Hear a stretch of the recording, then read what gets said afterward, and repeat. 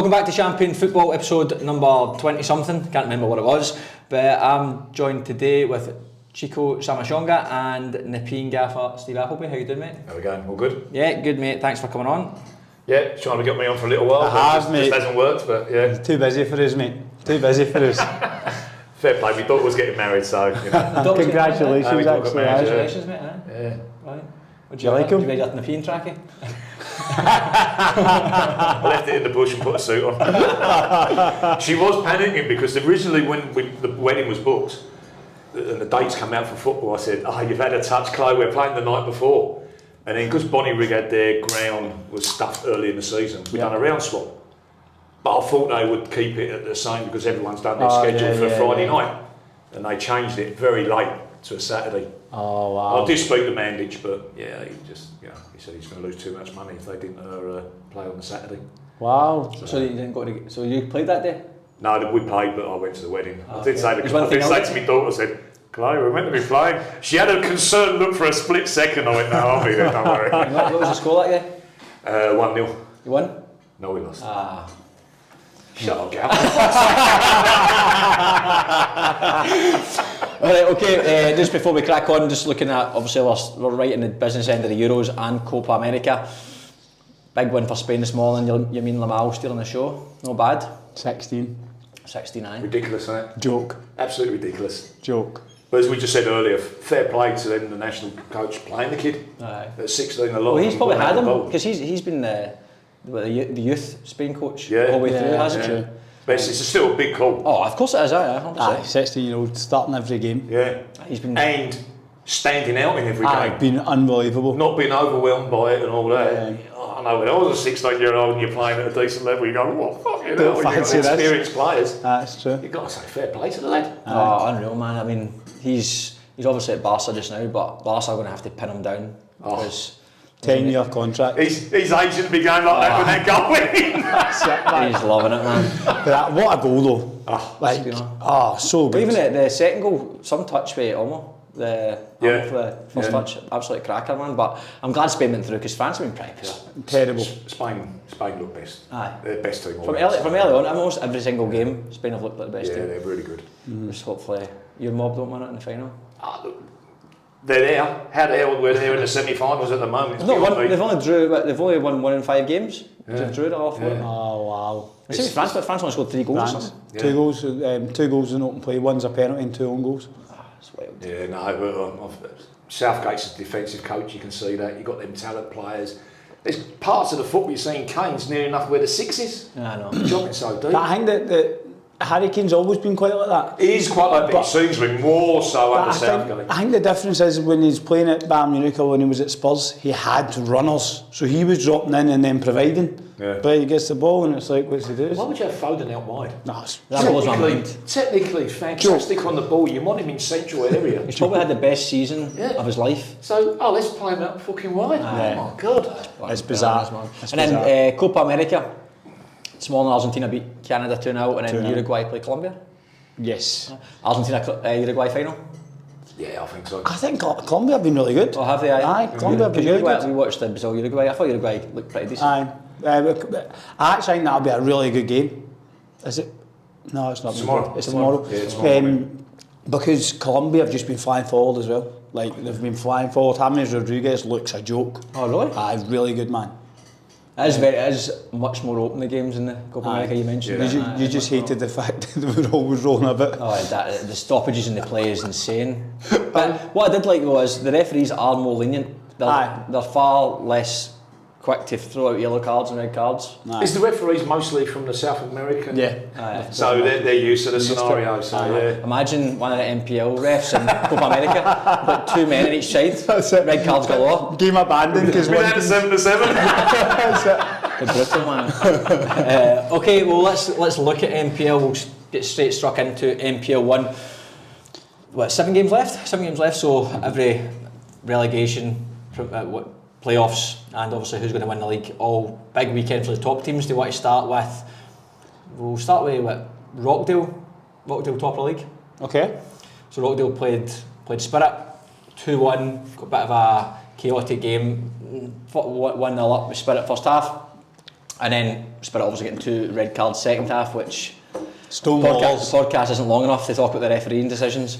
But Blake Rashuto's popped off the bench again with another big goal. That's 2 Wanderers goal. Been bringing him off the bench and he's been popping up lately. Playing well, Yeah, because he went from, he was playing at centre back for a few weeks, like he was starting as a centre back in 4 or 5 weeks, and then after the Marconi game, he's good in the middle of the power line when he comes on. Yeah. He's very good. Apparently he's skint bucks, he's only getting 15 minutes, not getting his full wage. Points to the tap his Uber. But then his goal bonus is probably $5,000, so he's making up for it. True, But They got to keep the wage bill below 20 again. To be fair, that it was a fairly even. I don't think Rockdale had a shot on target in the first half. Not to say that we were bartering him, but it was a fairly itchy-peachy game. Red card, as always, changed the game. The discipline's been shocking, the Spirit. It has been, the first red card, the second red card I can't really comment too much because I was at the opposite end with subs, but the time wasting yellow card was... Yeah, it's pretty poor. It's pretty poor, like, to have a ball, if anyone's watched the game, the boys, it's 50th minute or 52nd minute, we've got the ball in their half, and the assistant coach is talking to him without the ball in his hands, then he gets the ball, and it's in his hands for 5 or 6 seconds, and he gets a second yellow card. And the referee actually says to him, I've already warned you for time wasting, but it wasn't even him. It was a boy, Lummy, a centre midfielder, who'd done it on about the 46th minute, obviously leading into half time, or 1-0 up, trying to get into the break. And he did warn them. That's natural, you only get a warning 46th minute, we tried to get into half time. So really disappointing. Red cards ruin games. I think we mention it every week, but the decisions are appalling. Not just the Spirit game, you see it in all the NPL games. Officiating needs a right good upgrade. It's so poor. Linos, 4th officials, there's no communication. It's so poor. That's last week, obviously I went to the one at Central Coast where the referees and the lino, the 4th and the lino are telling the referee it's the wrong decision and he's sticking with it anyway.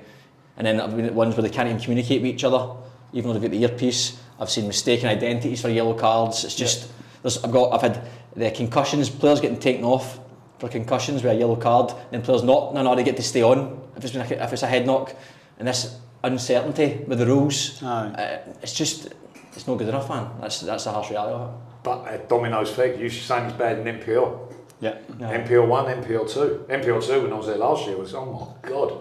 But in the NPL 1, the decisions is horrendous. It's hard. It's hard because, as you say, we spoke about it off air. The games are hard. The games are tough. People put a lot into it. For that game, we're fighting to stay in the league. Rockdale are fighting to win the league. It's a huge game for both teams. Like, to throw a red card into the mix, just let it, like, obviously if it's a shocking, dangerous tackle, understandable, I get it. And if it is 2 fouls, like the second one, again, I can't comment, maybe it was 2 fouls and 2 yellows, maybe deserved. But the first one, it's just, there's no need to give a red card that early for that. For me, what's interesting now is that, as you say, he had the ball in his hand for 6 seconds, right? So what happens next week when someone's got their ball in hold on, just to go one step further, by the way.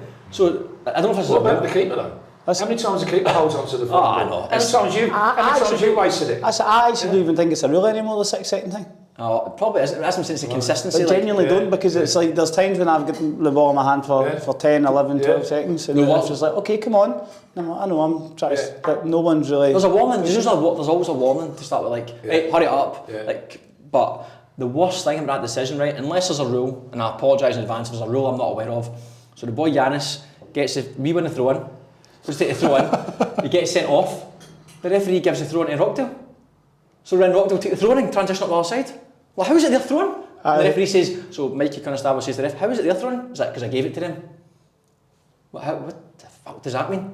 Again, is there a rule if you get sent off that switches? I don't know if that's a rule, but it is bananas how that's just rolled on like that. Get sent off, they get the throw in up the park. So, in a minute period, we're 1-0 up in their half with a throw in, and a minute later we've got 10 men and they've got the throw in. What the hell just happened there? In a 6 second turnaround. But that was disappointing, but I mean, fair play to Rockdale, still had to go and win, and then, like we mentioned, the Wanderers game, sign of champions to get that goal. Obviously with 9 men, you'd expect them to get that win, but we did pack the box, make it difficult for them.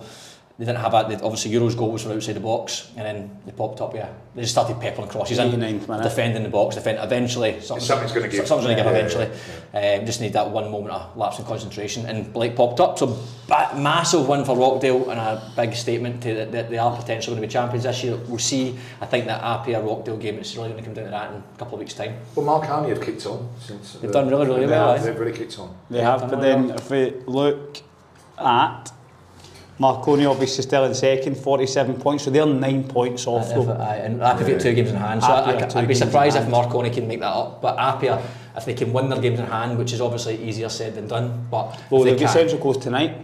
Well, if they can win their games in hand, right, okay. So they can effectively go 3 points behind Rockdale if they win their games in hand and then beat Rockdale. All big asks, but it keeps it interesting going into the last 5 or 6 games. I suppose if you look at it, they're the 3 teams that you expect to be up there. Also with Blacktown as well, realistically. The top 4 is how you'd expect the top 4. If Apia win their 2 games and beat Rockdale, they're a point behind. A point behind? 56-46. Oh, yeah, okay, there you go. So it keeps it really interesting. And then moving on to Apia, obviously after Rockdale picked up the points, found themselves 2-0 down at half time against Sutherland. Big result, that. Huge result. And again, same idea, Sutherland are fighting for relegation at the bottom. And Apia come out at half time and then... Did you see that? The highlights of that game? I seen that at the second half. We watched the second half, didn't we? Aye. So the penalty in the 45th minute, the boys hit a shot, and the defender, to be fair, has just come flying across, like he's took off, just dive across to try and block it, and the ball's out for a hanging, and the referee gave a penalty, which to me is harsh. Like, unless he's not dived it with his hands up here. He's gave it for handball. He's gave it for handball. And it's like, obviously watching the video, it's just like... Did his hands stop the shot from going on target? Mate, it looked like it was all pretty close together. Well, look at that compared to the Spain against Germany game. Oh my God. I mean, that's a penalty all day long. Of course it is, man. It was there. Do you know what though, right? See before the handball rules went a bit mental, I wouldn't have had that as a penalty because it's just hit his hand. Because his body shape, when you're moving, because you use your arms for balance. Exactly. No 2 ways about it. But then what's been given now, it needs to be a penalty. You're getting ones for people like this. Well, you're watching like in the Premier League now they're shooting with your arms just there because you know you're going to get a penalty. That's crap, isn't it? That is, it's shite. I mean, it's hard. The handball one's a hard one even for the referee. There's no genuine black and white of what it is and what it isn't. Go back to the deliberate. Like, have you tried to stop the ball with your hand? Yeah. Or if, as you say, somebody's arm's out here and it hits them, it's a handball. But the ones that are close, like, what you say, if somebody toes the ball from 2 yards and it hits your hand here, what you meant to do is you say, you jump with your arms and there's a deflection or somebody misses it and next thing it's hit you here, like, it's rough, man. Yeah, no, it is. Big 3 points for Apia. Opposite 3 goals second half, and Sutherland are a decent side. I think they're a little bit unfortunate to be where they are. I think for a young side, they create a lot of chances almost every single game I've seen them involved in. I think they might stay up, to be honest with you. I think they've got enough in the locker, but... See for me, that's a game that potentially knocks wind out of sails though. See being 2-0 up at half time and then losing 2-2. How they go this weekend. 100%, that's it. But they play Hills this weekend. I was just going to say, because they probably went into Apia, like, I'm sure psychologically they thought they could get something, but they probably wrote the game off in their head thinking, Apia, Lambert Park away, try to get 3 points is tricky. So they're really probably in their head thinking if we can get anything it's a bonus.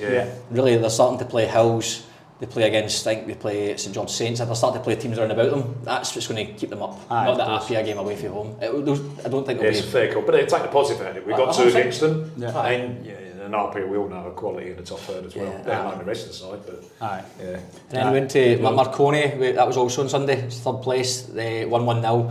Big win at Plume Park. Plume Park's never easy to go. Franco Meyer scored a cracker. Good goal, wasn't it? Did you see it? Yeah, good goal.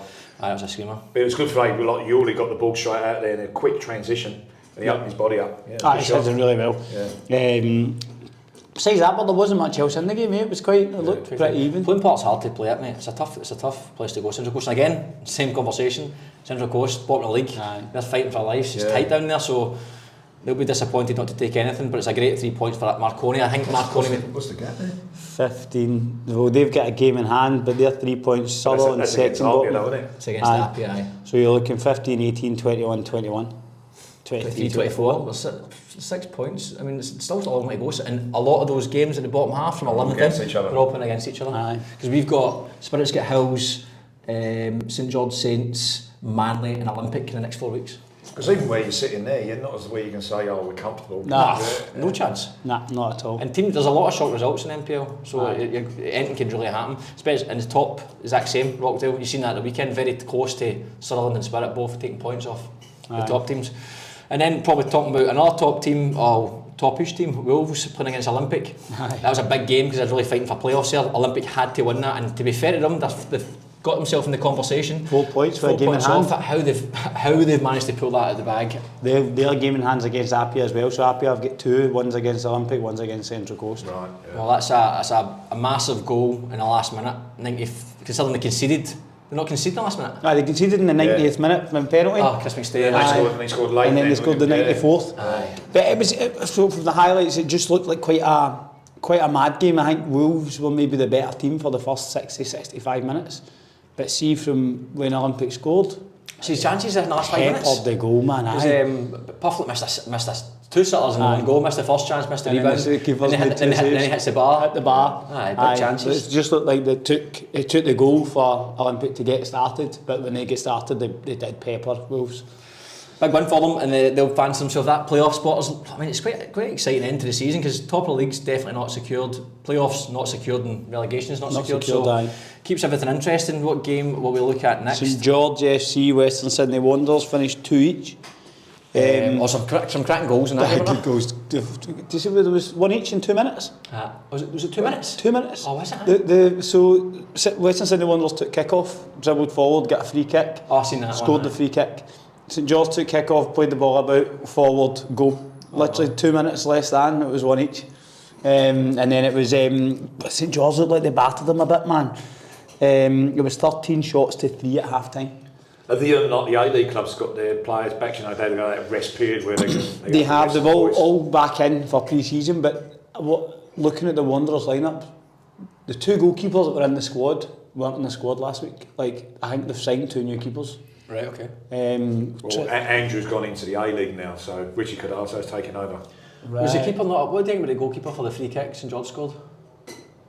I think he thinks it's going wide. He didn't really make a move for it, did he? He's almost turned to watch it and he's put it in the goal. I thought his movements looked a bit sketch. I think he must have just misread it. I misread it, thought it was going wide of the goal.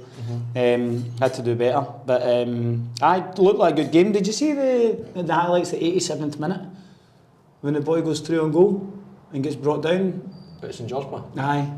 It looked like a Stonewall penalty. I can't remember it. I actually watched this after. It looked like a Stonewall penalty, and the referees just play on. And one of the St George boys just get booked for protesting. We're Wanderers have dropped out of the playoffs. Yeah, and that's going to happen. But that's that period where them players. It's brutal that. Were out. It's hard. Well, let's move on to the Blacktown game again. They've probably left it a little bit too late to get themselves in the title contention. Yeah, they're not in it. They're 15 points behind Rockdale. Aye, so they're out. So playoffs out. They're pretty much. I'm not safe playoffs yet. Nah, still tight, but I do fancy them. They've got such a strong forward line. Very strong in it. Do you know that game?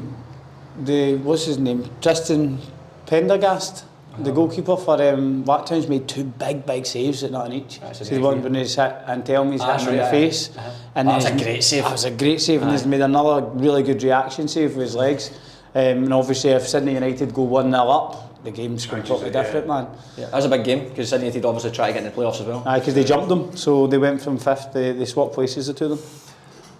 7 games, anything can really happen there. And then what's last one? Sydney St FC? George FA, Sydney FC. Sydney FC are putting a run together at the right time. Sydney FC, great result for them away from home at Penshurst. That's them. The last 5 games, 1-3, drawn 1, lost 1.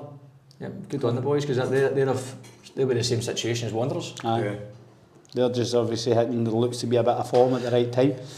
So looking at that as it is, who do you think will be the bottom 2?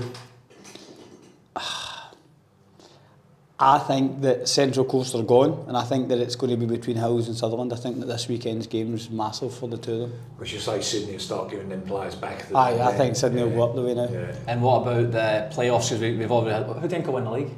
Steve? You got to go Rockdale. And what about playoff? Who's going to get that? Who's going to get that 5th and 6th spot in the playoffs? I think it's going to be Sydney United and Wolves. Are they doing the top 6? I wasn't sure if they were doing the top 4. Top 6. Top 6. Apparently so. Top 6. I think. I think Olympic will sneak in. I could do it. They say they lost Bandiera, didn't they? Yes, he did. Yes, He went to yeah, Blacktown? I've seen that.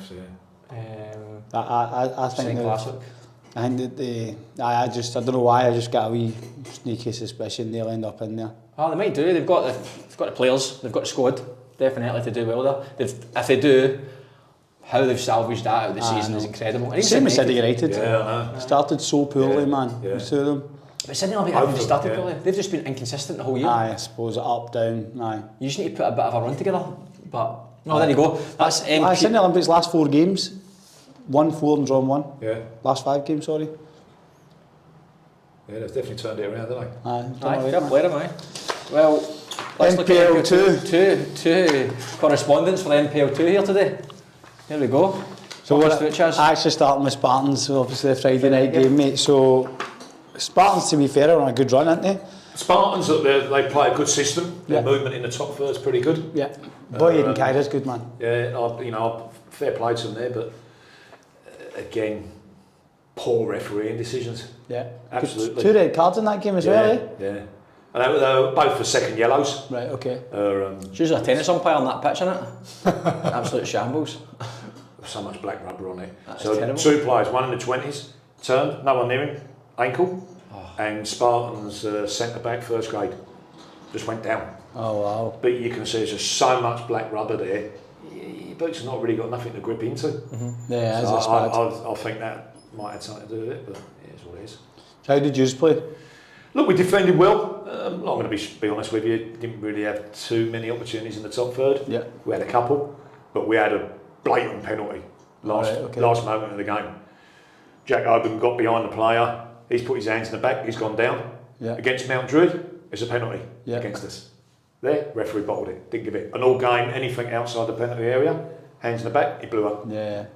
It's just frustrating. Every week, the inconsistency in the referee. That's consistencies. And you're going to get, and we spoke about this off air, it's not really about being it's biased. It's just like if that's a foul, then if you give that foul, no worries, that's fine. The next one has to be as well. Yeah. That's it. And it's not, that's when the frustration But kicks in. each week, a different decision from a different referee. Aye. And you get frustrated, you go, how are we meant to interpret this? Yeah. Because you're giving something last week that was a foul or a decision that goes against you, and then you don't do it this week. Yeah.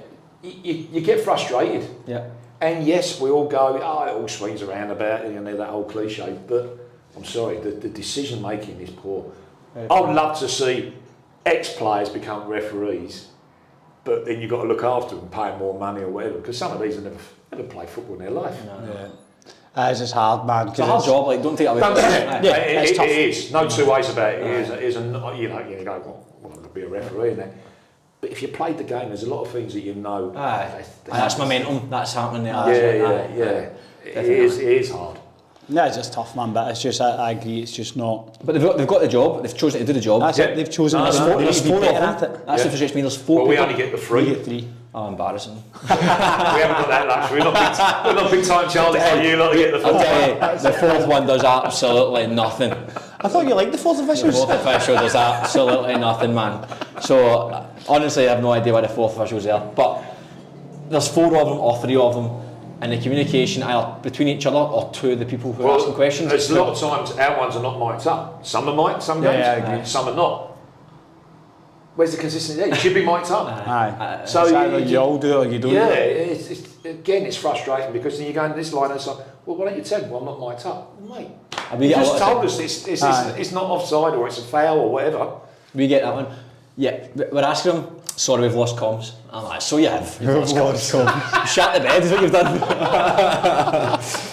Again, I feel bad always talking to this, but I do think the standard has to be, I think it's, referees might say, well, the standard NPL has to be better. Of course. But for me, football's about footballers, and I think often the referees are ruining the actual game of football. And the referees, to me, a good referee is one you don't really know is even there. They're just making sure everyone's safe and it's played by the rules. I'll say, out of this season, we've had, when we played Dunbar, that ref was really good. Yeah. Let the game flow. Yeah. The one against Spartans, late in the game, he just went card happy, just throwing them out.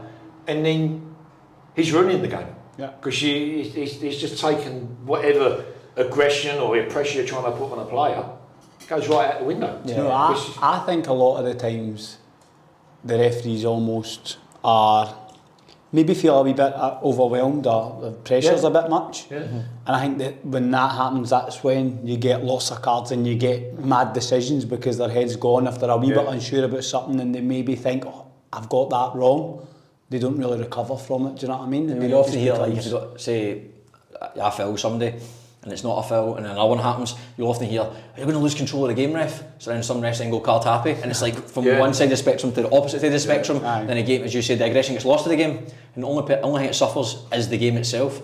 Of course, there's sometimes you need yellows, because sometimes NPL is physical, so there's going to be more yellows and reds in a standard Premier League game or whatever it might be, but I think it's, you could ask every player of every team in the world and all say, oh, the referees are crap. It's a common theme of every fan in the world, but I just think the consistency is irritating. It's irritating watching, take away even the games I've been to with Spirit, watching games on highlights, talking to other people, there's bizarre decisions happening. Bizarre. It make no sense. They're not even and if it was right across the board, the same decision, you live with it. Yeah. But each week it's a different outcome. You live with it because you know. Yeah. It's just now you don't know. It just depends who turns up, what mood they're in sometimes. Well, we've had one referee, not going to mention name, and every time we've had that referee, my captain can't even speak to that person. Right, just don't talk to me. Oh, I hate that. I hate that.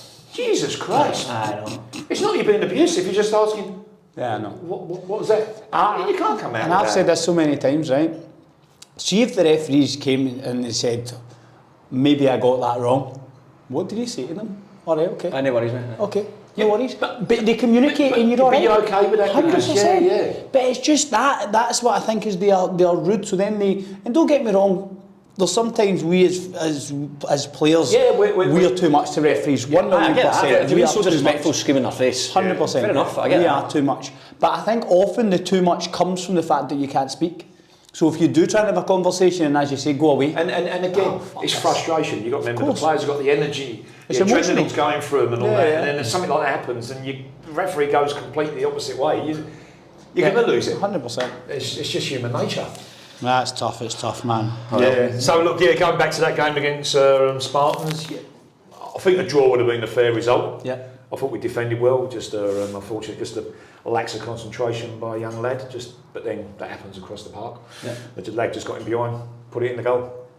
But Justin made a good couple of saves. I like your keeper. Yeah, he's a good lad, isn't he? Yeah, he's a decent keeper. Just looking at the bottom, where you are, and I know where you are league table wise, but what's your run in like? Have you got a decent run coming in? We got a colour on Saturday, which I like the colour. I think they're a good side. Yeah. They've got a couple of good players, especially out wide. Seen Cam Philpott was shite, wouldn't you? Seen Cam Philpott was shite. He's terrible. They're sitting second bottom with how many points off Dilly are you? 4. Okay, so they're still Look, he's still there. We've got Dally coming up the following week. Yeah, okay. All big. Yeah, so look, and then we've got teams down the bottom as well. A couple of games. Dolly, Bankstown City, Berries, Dunbar as well. We still got to play Inter because that game got washed out. You get with the another. rain last Yeah, night. a lot of winnable games there. So it is. We just need to get the boys back on the paddock. As I said, we've had horrendous injuries this year. Yeah. 2 broken wrists, 1 with fractured fingers. They had to have operation. 1 MCL. It's been. I've actually been honest. I've never had a season like it. That's mental. After we played Spartans on Friday, again we played well. And every game, you got players coming up or the opposition staff come up and go, "How you lot down the bottom?"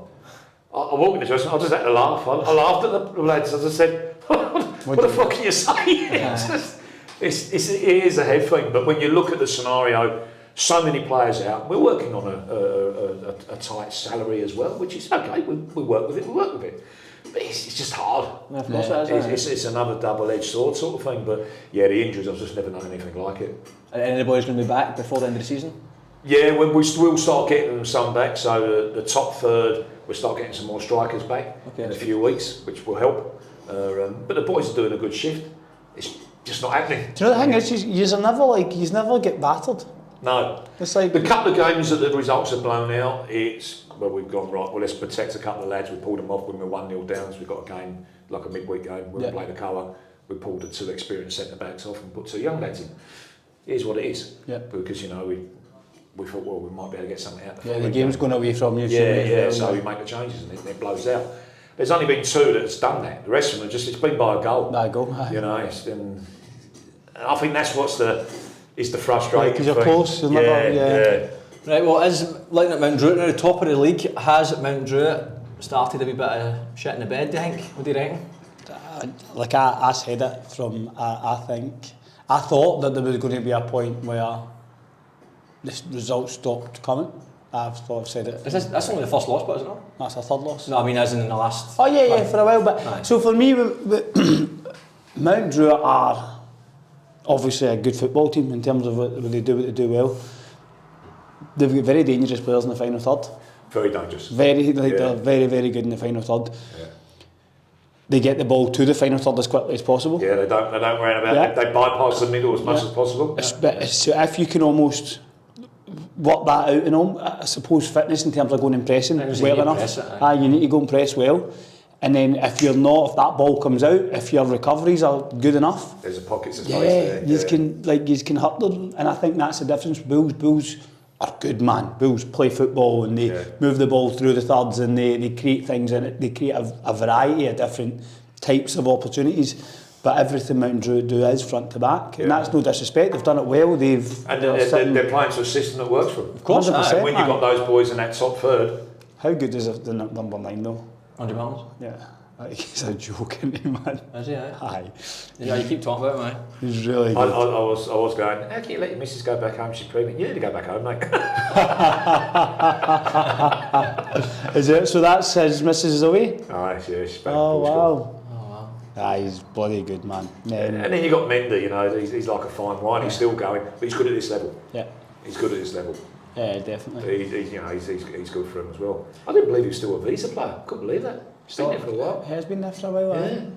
But I don't know much about him, to be honest. I just have heard the name, but... Yeah, no, well, he was at Manly and he was at Blacktown and that, so yeah, he's been around. Bulls capitalising on Mount Druitt dropping points to Tigers with a 2-1 win over Berries. Expected, to be fair. You'd fancy Bulls there. But Berries went 1-0 up. 1-0 up in the first half, and Bulls just scored twice in a 10-minute period. Yeah, we went up 1-0 against Bulls as well. Yeah. And you won lost 2-1? 2-1, yeah.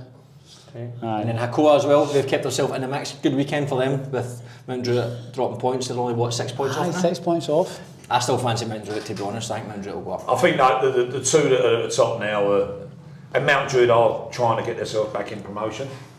I think Bulls are a bit more like, well, if it happens, it happens, but I think they'd be quite content to stay in this league. Yeah. For development wise. Yeah, I wouldn't be surprised if because Hakoah have still to play Mount Druitt, don't they? I don't. Mount Druitt have still to play. They've got to play the night of Nepean on Saturday, mate. That could be a. There you go. Mount Druitt FC. Well, you've still got Apia, Rockdale. If you've still got Bulls, Mount Druitt, Hakoah. Yep, Hakoah there. Yeah, good. There's some right. good. So is that out of colour or? They've got Berries, UNSW at Hensley, yep, and then they've got they're quite strong at Hensley now as well. So the 10th of August, 4:30, Hakoah versus Mount Druitt. This is actually like a tough 3 weeks. Spartans, Hakoah, Bulls. But even against you, like I said, you're right the top third. Yeah. Fulton, the only one side Fulton's, and he's a pain in the arse. Yeah, he's a pain in the arse, isn't he? But he's tidy. He's a tidy pain in the arse. Yeah. Speaking of you boys, 2-0 to SD Raiders? Yeah, we lost 2-0 to SD Raiders. They were better, I think. I rate SD Raiders. I liked them the first time. I think they're a very good side. Yeah, they play good football. I think in the first half we were poor. We were poor in the first half because we didn't press. I don't know why we didn't press. The boys that were on the pitch that just decided there was no pressing happening. Yeah. Second half we didn't press them, and we were a better team in the second half. But the damage was done. We had chances to score goals and we never scored them. So fair play, SD Raiders were good. I liked them first time we saw them as well. It was nothing each the first time, but there was moments where they play good football, man. They do. Yeah, I thought they were. I think Gordon's going to play really good. I do like the way they play. Yeah, they do play. Especially at home, there's a big pitch and they open you up there really well. That was two back-to-back losses for us. It's annoying for us looking at beating Rydalmere 6-0 and then we lose 3-0, 2-0, we don't score any goals in the next 2 games. Yeah, but you look at it, your first year in this league, Yeah, 100%. You're doing fantastic. Yeah. I think, you know, where the whole scenario is, you finish mid-table, that's like finishing even further up. That's what, do you know what, I'm quite like that as well. It's like, Yeah. you're always looking at it. If you're first year in a new league, we're sitting, I think, 7th just now. Yeah. The first in a new league should be, can we stay in this league? Aye. And that's what we went on that basis. Aye. We need to stay in the league and then we go from there. Yeah. But yeah, no, but you recruited quite well this Yeah, year. we've got a good team. We do have a good team. Dunbar picked up a point. 94th minute equaliser. Yeah. Nicolosi scored his first goal for Dunbar against St Alliance. Bit of a signal when you seen that come through. No words. But they got the Asian boy, the Japanese lad in the middle. He's good, by the way. He's a good player. Yamaguchi. He's 28, but he's a good player. Yamaguchi. Are we saying Didn't reply to my message. Didn't understand it, mate. Next time Google Translate. He is a good player though. He's got their own goal actually. Yeah, I'd rate him. He can ping a ball. Yeah, his left foot's a joke. Japanese players are always good. Techies If you just, I mean, this lad, he is. Yeah, he's I reckon he could definitely play NPL. Yeah, I think so too. Yeah. Good player. Yamaguchi, isn't he? Top bloke, I'm going to have a look at him. well, we just signed the Japanese boy Takura. Very good player. Yeah. He said it was his first game against Rockdale. Tricky game. I mean, it's a tough game against Rockdale. Yeah. And we were a bit more direct at times because Rockdale play quite a high press. But a tough game for me. He's typical Japanese lad, full of energy, fit as, tidy on the ball, good technique. Do you know what I loved it actually? They don't mind the contact. That's what I'm saying. Tenacious. I think they're clever. It's quite good to get stuck in. There's not many poor Japanese players in NPL football, is there? The most pretty good. Yeah. You know what you're getting, and I think that's a good thing. Yeah. And is anyone Bonnyrigg beat Rams 3-1. Yeah, turned it around since their party ways with Bob. Won 3 games in the past 3 weeks. Who's the gaffer now? I think they've got the 20s coach looking after it, or the backroom staff there. I didn't even know the sack bomber. When did they sack him? A few weeks back. Oh, did they? I think it was a long time coming, but Yeah. He's been there a few times, but is it not third time? It's definitely the second time. The first time they were there with Cliffy. yeah, so they've won the last 3, beaten Nepean, Rydemir, Where do they sit in the McCarthy. league?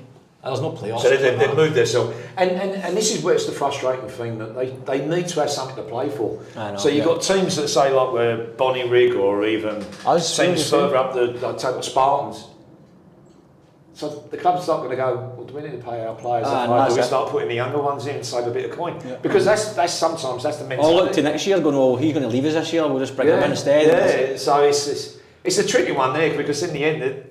Some ain't for nothing. 100%, and then that also has an impact potentially on who does win the league and who goes down. Yeah. What's the solution? Don't know what it is, but it's... You can't expect to get the teams at the top to play a finals and to play a playoff. No, of course. No, that's right. But there needs to be something. You know what I mean, look, we were involved in the playoff last year. How was that? Did you enjoy it? No. Stressful? No. It's just full on because you got that extra 2 weeks.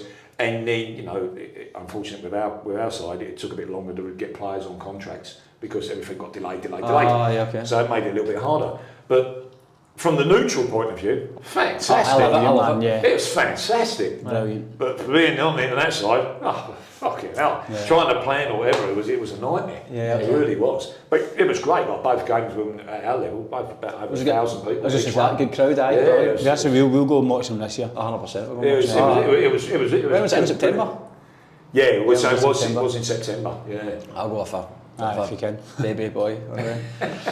So from that point of view, look, good for the neutral, not good for that. But I think she should be 2 up, 2 down. Yeah. No playoffs.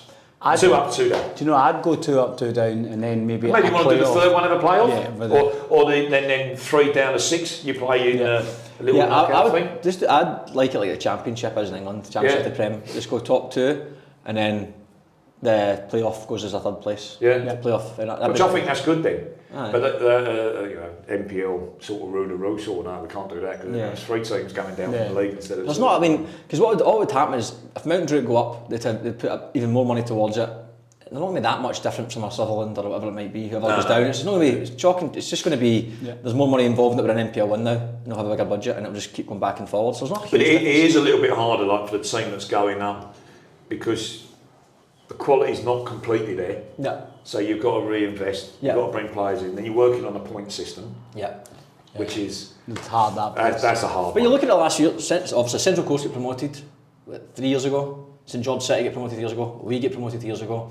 But do they work on a point system as well, the Central Coast and that? We asked this question last week, I'm not sure how they work. Do they transfers and stuff like that? I don't know how it works. Yeah, okay, yeah, because I couldn't get my head around I that. don't think they would they? No, because surely if age, but is there not a thing with age as well though? If you play X amount of games, I believe you've got to be in the point system. Right, but okay. I'm not 100% sure, but yeah, I don't know how that one works on there. Yeah, I'm not sure. The A-League stuff, I probably need someone who knows more about NPL than us two. The last game we've got here, Dully lost 1-0 to Bankstown. Supposedly the Bankstown keeper was the best player on the pitch. Right, Yeah. okay. See, even Dully, when we played them, they're not too bad. Yeah, they're not too bad at all. Yeah, they press quite well. No, they do. I love Fornito, the striker. Yeah, Good player, man. yeah. Left-footed boys. Aggressive. Yeah, Plays futsal. Yeah. Dully are all right. They weren't great when they played us, but in terms I think of they're one of those teams, they're on, they're not bad. Yeah. If they're off, they're off. yeah. Yeah. Right, let's look at NPL 3, Chaz. There was only 4 games in NPL 3 because of the rain. Rained off. Bankstown United lost 3-0 to Jets. Jets 22 games without losing. Newcastle Jets. Yeah, but I think if you look at Jets this year, they've gone older players. Right. So they when before they had like younger lads in there playing through their system. Yeah. Looks like now they've got older players playing. Yeah. And that's you can see the difference. Yeah, there. 100%. 22 games not they're losing. definitely- They're definitely up. quality. Like they're definitely. I think now So get used to going up there on a Sunday evening, Chaz, son. there's absolutely no chance. Oh, they do play on a Sunday, don't they? Sunday, yeah. And the 20s play after. That's all right. I won't be playing 20s. I'll be out of there, man. What do you call that's at Central Coast usually play Sunday as well. That's it. The worst. We played on a Saturday, luckily, but it's the drive on a Sunday. But what wouldn't you? I'll make it. If you're up there, you make it worse for the other team. They make it out. Oh, we only this now until we can get the ground. Makes sense. They make it worse as they can. Quite right. Try and get the points. They are. Newcastle Jets are currently 12 points. There was a lot of goals this week, was there? Nah. Sydney Uni won against I Camden. told you to beat Camden, away. All the boys back for their exams. Gravel Raging, Prospect won each in South Coast, I think, what's his name?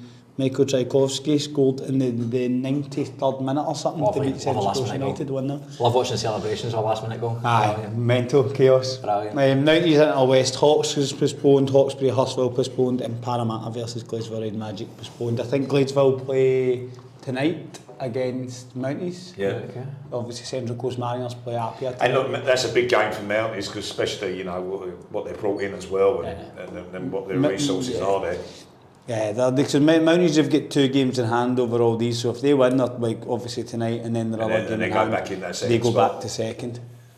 It'd be interesting to see what Mounties are running in if they're playing like if they've got playing in them top 3.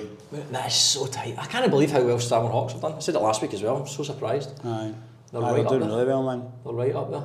But, in a West, isn't it? That's what Yeah, it in a is. West. Mounties, Mounties at games in hand, it's making the league look a bit different. Aye, so that's what I'm saying. If they win their 2 to go to 21, they go into second.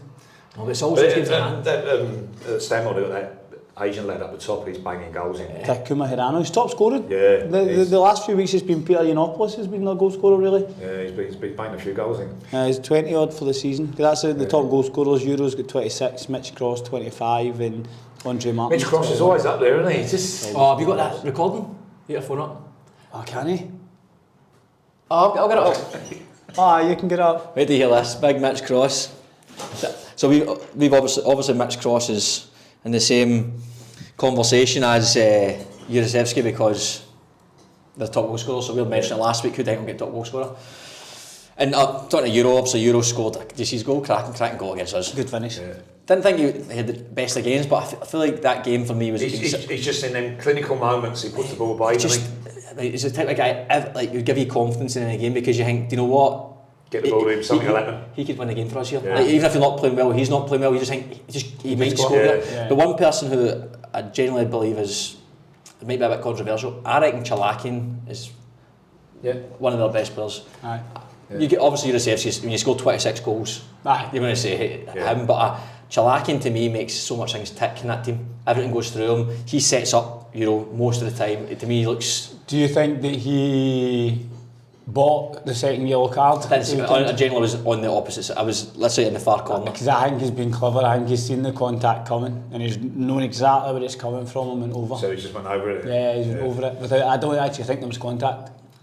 Also on that, he actually had a tackle right before half time. It wasn't a tackle, that's probably harsh on him, but he pulled Ollie Wiggin, and Ollie Wiggin done his ACL, so he's out for the season. So shout out to Ollie Wiggin. Aye, so that's it was the second time he's done that, hasn't he? Opposite leg. His leg. So he's running across the pitch. Chalakin comes in and just like gives a little tug of the shoulder. It's nothing really, but as he's tugged him, Wiggs has tried to drop shoulder and peel away, but his knee is basically, as he's tried to accelerate, it's pulled back here, and because he's been tugged round, he's pushed, and then his knees get stuck and pushed in. But so when it happened, there was like that sort of noise. So after the game, Wiggs could walk fine. It was like limping. So at half time, I think the Rockdale boys thought he was play acting because it was right after that throw-in get delayed, and it was a minute before half time, and Ante had just been knocked as well with a head knock. So I think it was like, come on, get up. But he's like, no, my knee's not right. But he went on at half time. I came in at half time and he said, no, I'm not right, I need to come off. But I just want to be safe. And he was upstairs, he's like, nah, I think it was the right thing. I think if I played on, I'd have done something bad. And he's like, did I get injured, like clattered, or did I'm really worried about my ACL? And I'm like, nah, mate, it looked like you heard the noise. I think someone just clattered you, it's like maybe bone bruise or something like that. And then we watched it back, and there's no contact. Oh, there's contact from the shoulder, but it's nothing. But nothing down there. Nothing down there, because right after, Chalakin was like, you alright, Wiggs? So maybe he realised I've not touched him there, but he looks in some pain, and then the noise must have came from his knee. It was a pop, but he's got a completely clean, no meniscus, nothing, just a complete ACL, but still has to go through the surgery. Cracking player, such a shame, but yeah, it's a shame. He's a good player, I love Ollie. Aye, great guy as well. Great guy. When I done my Achilles, that was the same thing. There was no one near me, no contact, right? And now sometimes you can stand in one boot with the other. I thought that's what the noise was. I thought I'd kicked at my other boot, and then next thing I've pressed the back of my hinge and my Achilles was up in my calf, man. Right, I'm going to play this Mitch Cross. So Mitch Cross also said, just for the record, I've scored 25 goals, 22 tap-ins and 3 penalties. I also missed a pen. So then we've been mentioning them obviously with Euro and Andre Martins, and he's wrote. Yeah, boys. Please don't compare me with Juriseski. Like, it's a bit embarrassing from my point because the bloke would be on like 150 goals in our league. I just want to explain something that happened on the weekend, just real quick. So I told my missus, who doesn't really watch football, not into it, I said, babe, I play a bit of rep football, not the NPL 1, like lower NPL 74, right? But anyways, we get paid, rah. She's from Campbelltown, so she's going, all right, I'll come with you, She comes with me. We go into Christie Park, right? And there's a 50, 60-year-old keeper having a dart, smoking, right? Going, Crossy, you ready to play tonight? And my missus is going, who's that? Is that from the Gladesville committee? Next minute, the bloke's walking onto the field with a ciggy in one ear, a ciggy in his left ear as well, right? For half time. Mate, I can't take my missus to any more football games because she thinks I play like a joke of a league. So standards being measured. So he's done that for donkeys. Yeah, I know. For donkeys, that's bizarre. Some keeper, but he pulls off side and you go, some keeper. How did you manage that? Class. Okay, so just quickly, thanks as always to BN Sports for Sport the podcast. Red Bull again being part of Champagne Fives, and also False 9 Thread t-shirts. Chaz has got one on today. If you want a 20% discount, just go to False 9 Threads website or their Instagram and type in the code CFSFNT20. Okay, moving on to Mr. Appleby. aye. So, as I said, this is actually quite good for us in terms of we don't know what to expect, really. Do you know what I mean? There's not like I don't know a whole lot about your upbringing, your football. I'm like that under the radar. Under the radar. So, background, where are you from? Where did you grow up? So, originally London, southwest London, Wandsworth. Used to live right opposite the prison in the council flats. True story, my old man was put in there once and then they realised he lived across the road and they moved him up to Leicester. Oh, see you there! Up the road. bit of TV up at the window. That's funny, man. So originally from London, yeah.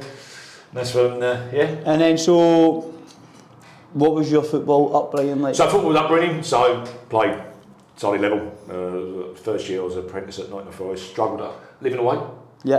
That was hard. Yeah, okay. What year was that? Like what era? 81. 81, right. Yeah. It's a Nottingham great Forest? story with Cloughie. I was going to say, that's a good side, Nottingham Forest side there. I was just saying. Just won the European Cup the last 2 seasons before.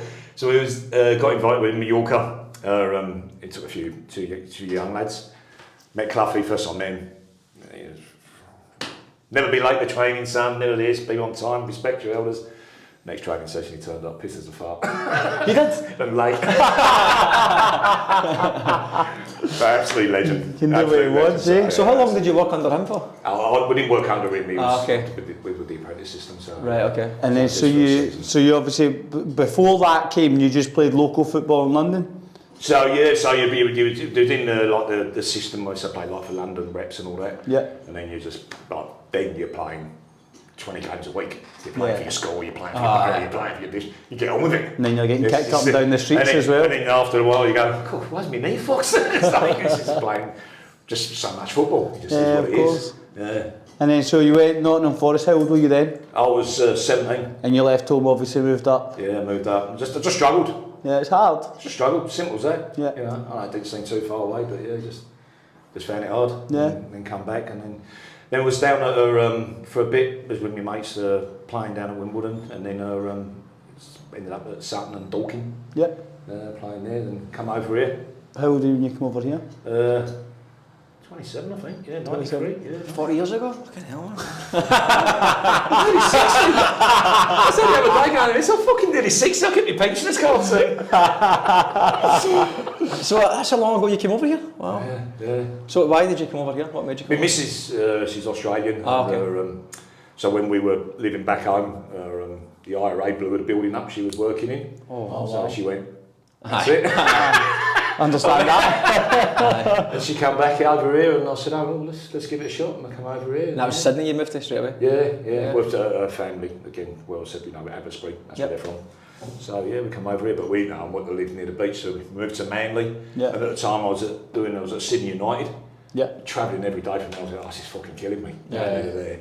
So yeah, and then we moved back and we bought a place at Denzer Park, and then the rest of it's been history. Okay, quality. Class. So you were 27. So when you came over, was Sydney United your first club? Yeah. And under Manfred Schaefer, and 7 weeks didn't touch a football. Just ran. Aye. Fuck's sake. What was your hardest pre-season you done? Was it under him? Yeah, that was pretty hard. What did you do? Give me a sample. So it was just running Milpera, like the park there, what they call it. Yeah. Lake Gilroy. So Saturday morning, Saturday evening, Sunday morning, Sunday evening, just running. I said to him, I think I made a mistake. He went, what's that? So I didn't realise I joined an athletics club. Was that 3 and back? How many? Who was the coach, sorry? Manfred Schaefer. Ah, okay. Yeah. Wow. But that's lovely. Great players. Cooper Shack, great defender. He was a top lad. Yeah. Absolute top lad. And we'll have a laugh when I see him every now and again. But yeah, just my knee just completely went, and it was just fucked. So how old were you when your knee went? So originally back home I was 20. Yeah. My knee gone. I had to have surgery and all that. And what did you do? Ripped me tendons in the back of my knee, and my knee was rubbing. Right. So they had to lower my kneecaps. Oh. Yeah. So I've got scars down both the knees where they've lowered that as well. Oh wow. Yeah. So it's just fucked knees. And then you obviously got back to it.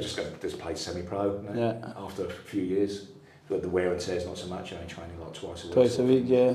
So which wasn't too bad, but it was great at Dorking when I was there because we had a great run in the FA Cup, played Plymouth. Oh, did you? Yeah, Peter Shilton was the player manager at the time. He was a player manager? Yeah. Did he play the game? He didn't play in that game. We worked all week on it because he's not very good in the air, so he was going bombard the crosses in there. But yeah, he didn't play in that game. Who's, obviously you've mentioned Brian Clough, you've mentioned Peter Shilton. Is there anyone you played with in that era, Nottingham Forest team, or even trained with, who was like big? Nah, the one I did at Forest I think was brilliant was Robertson. John Robertson, Yeah, winger. fucking quality. Everyone says that. Absolutely quality. Everyone says he was superb. He's just different gear. Aye. Yeah. So if he played in the modern day, would he be at a big club? You know what? It's so hard to compare because the lifestyles were all different then. Yeah, true. Yeah. The training scenarios, everything was different. Yeah. So it's always, we get asked that question, because I always like, as a defender, I thought Bobby Moore was my hero. But you go, could they play at this level nowadays? It's a hard one to say. Yeah. Because Horses for courses, aye. Yeah. But yeah, no, but Robertson, he was just fucking. Was he a tricky winger? Yeah, it was just quality. Aye. So skillful. How was Martin O'Neill? Was he in that team as well? So no, he wasn't there when I was there. No, he wasn't there, no. No. So Ian Bowyer was there. Ian Bowyer was the club captain at the time, wasn't he? Yeah. Colin Todd. I don't know Colin Todd, no, I don't know. Ian Birtles, who went on the Man United striker. So These are all well. You lot are too young for that. I'm saying, John Robertson, I know. no John Robertson, Martin O'Neill, obviously. 100%. Brian Clough. Brian Clough. And Ian Wallace was there. Ian Wallace. Scottish lad, yeah. Who's he at in Scotland? So he was. What club was he at? Was it Aberdeen? I don't know if he was at Aberdeen, but he was at Forest. Well, Aberdeen are good. Aberdeen were good at that time, aye. Yeah. Okay, so then obviously knee went. Yeah. Did that just then say, did you know what, I'm straight to coaching? No, so I didn't do anything after a while, just didn't. And then Tony Henderson one day came up to me and said, "Why don't you come and coach down at Schofield's? We're doing the 20s." Oh, really? So yeah, I went down there with him, and Nick Paraka was the coach. Oh, was he? Okay. Yeah. So I've known Nick for Nick, decades. you know, I call him Uncle Nick. Every single game, he knows somebody. No, somebody. Somebody, "Oh, Nick, how you doing?" I'm like, "Fucking lofty, man." Every single person knows you. And he's such a nice guy, he's just like, I don't know. Yeah. So Nick was there. So and then I took over first grade the following season, and then same as anything. Don't matter who you are, you're going to get the sack somewhere along the line as a coach. Aye. Then I ended up at Spirit, Walmsley. Tony Walmsley phoned me up with. What year was that? Christ, I was on Spirit. So I was there with Tony Walmsley. So Grant was in the 18s at the time. Right, okay. So I was there with Walmsley and Jason Van Blurt. We had a great side. I played with Spirit under Tony Walmsley in 2015. Oh, right. So, No, I think I've gone by then. aye. So was McClafferty there then? John Clafford was there. So when Tony Walmsley left, Tony was on He pre-season was and left. the best person I've ever worked with, John McClafferty. Aye, okay. I got all the time in the world for him. Lovely guy, aye. Aye, he was. Lovely guy. So we Celtic were fans, at the Central Coast Mariners doing the NYL together. Yeah, okay. He's just... He passed away, unfortunately. When he passed away, that was so bad. Yeah, he was good to me. I just arrived in Sydney and I wore a Celtic top to the trial and straight away was like, "Oh, big man, there you go." Like, magic, brilliant, there we go, brilliant. So actually my second trial, so I'd done the first trial, and only been like here a month or something like that, and then the second trial was your birthday the night before. I'm like, I didn't really know what the level of NPL 2 was going to be like, and then I'm like, oh mate, I can't drink, I've got a trial tomorrow. I went to Dallin Harbour, obviously, couple of beers, I'm like, oh, I've got a second trial tomorrow. And they'd been cut down from say 30 to 10 or whatever, and I arrived, I was wearing my Celtic top, and honestly there was about 5 minutes before the game kicked off and John McClafferty walked on and went, "Big man, you don't have to play this game if you want, Tony said he's going to sign you." And I'm like, "Oh, you sure, aye?" Absolute results, I was hanging, man. So I came off and that was me sound, but he was a really nice guy. Yeah, really good guy. He was generally one of the nicest people in football you meet. You generally say it was... Well, Tony Walmsley was a good coach. He didn't have pre-season, but he was. Happy, yeah. Where's he now? He's in the UK, in Sheffield. So his family's gone back with his missus. She's got a child who's in care. Right, so okay. yeah, Is he still doing football? He's sort of doing like coaching, mentor. Right, okay. Okay. So I speak to him every now and again for a good message and that. So, Oh, okay. He was a nice guy as well. Yeah, Tony is. So from Spirit, where did you go after that? So where did I go after Spirit? Mount Druitt, I'm going to say. I went to Mounties for a season. Mounties for a season? Yeah, I went to Mounties for a season, and then Mount Druitt. Mount Druitt. Got promoted, and then left there and went to Marconi doing the 20s. Oh, yeah, did you see the salary rise there? It was like Schofield, Spirit, Mounties, Mount Druitt, Marconi. I don't chase the money like that.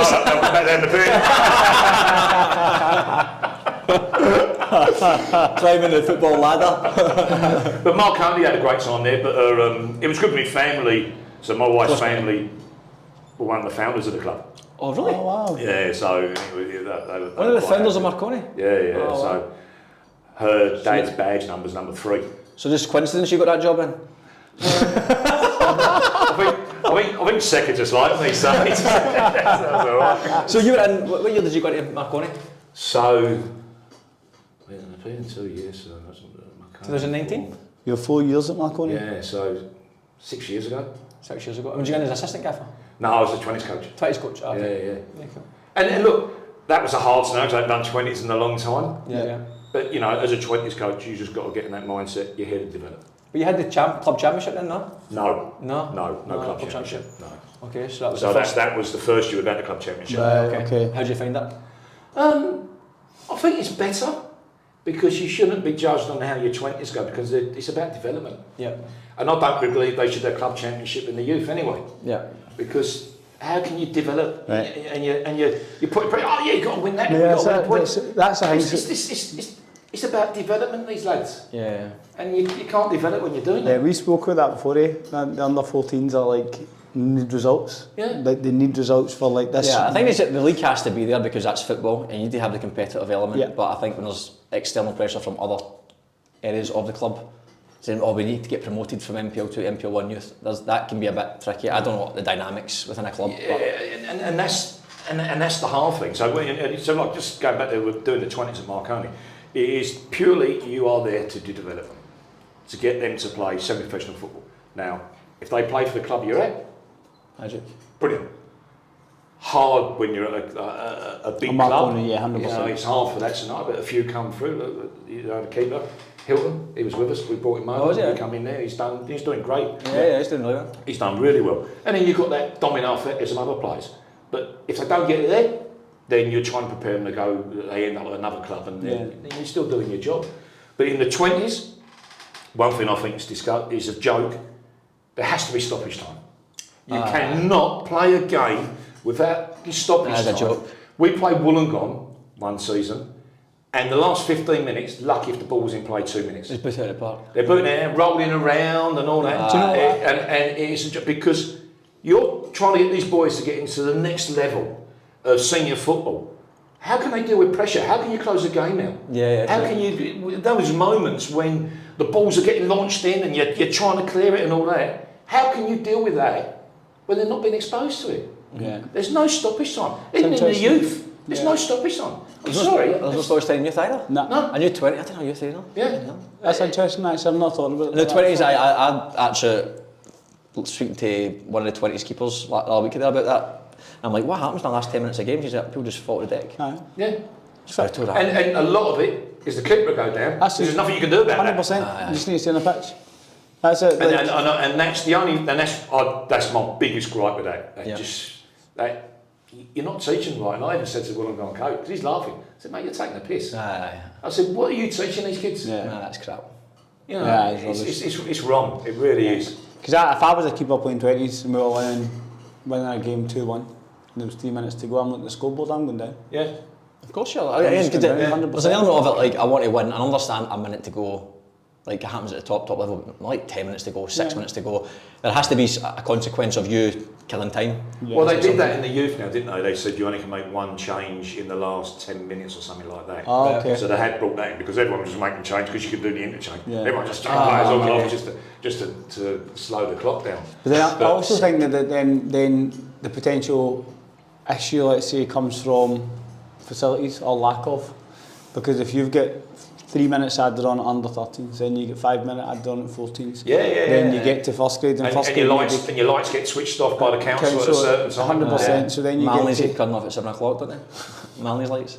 Every week there's a every week. The Undertaker box out.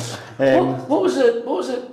Our one when we played years ago. Because we had to go back. For 20 minutes, you not remember? Yeah, but it wasn't. It was because of that penalty, wasn't it? It was because that got overridden. But I was at Mount Druitt, and the lights have gone off, or the sprinklers have come on. You know, it's just. That was funny. That game, it was mental. But you know what? Looking at that, what I found the most frustrating thing was, they came back to the penalty spot, right? So you were winning 2-0. Yeah. And the game started in the 70th minute from the penalty spot. Yeah. So effectively they've said everything that happened after the 70th minute is gone. It's gone out the window, yeah. But the suspension stood. Yeah, I know. And the suspensions only stood. And your substitutions, everything was at that period of time. But the suspensions stood. But the suspensions were a direct result of the decision that the referee made in the moment. Do you know, it was so bizarre. But then obviously we came back, we drew 2 each in the end, didn't we? I lost it after the game. I threw the water bottles.